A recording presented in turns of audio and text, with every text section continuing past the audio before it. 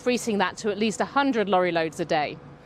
OK, thanks very much for now. Yolanda Nell for us there in Jerusalem. Let's talk more about that humanitarian situation in Gaza with Juliette Touma, Director of Communications at the United Nations Relief and Works Agency. It provides humanitarian aid to Gaza. And just as Yolanda was saying just there, the US has mentioned that it might be possible to get something like 100 trucks of aid into Gaza in the coming days. What have you heard about that? And is that a possibility? Realistically? Thanks. Look, what we do know is that the trucks that have been coming into the Gaza Strip, by the way, not every day, are far from enough.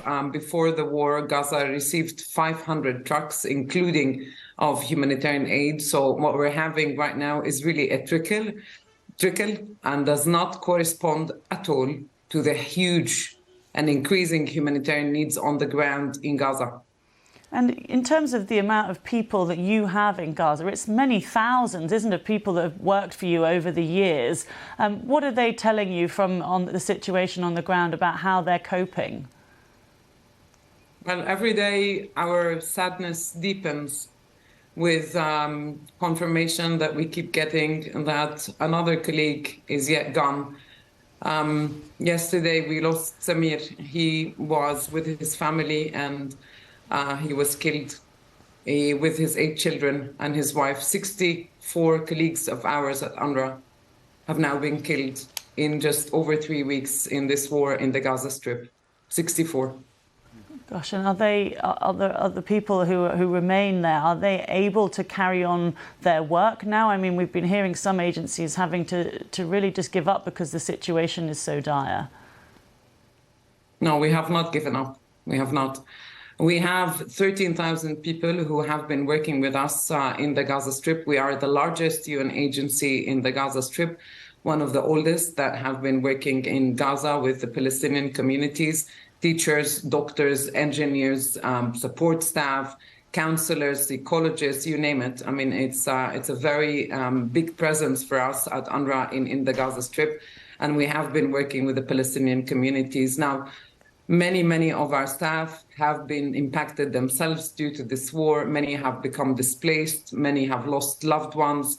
Many have lost their own homes. Many of them are just exhausted. They have been living in UN shelters for weeks on end now.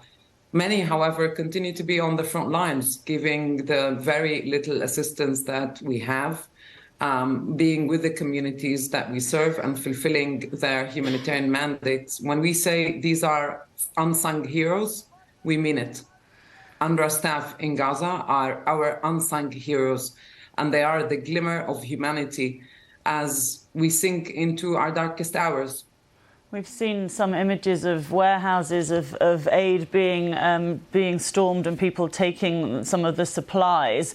How are you coordinating getting some of the aid that is coming through to people? What is the process in terms of how you prioritise who gets what and where is it? Is it just staying very near to where the border crossing is, or is it spreading out further?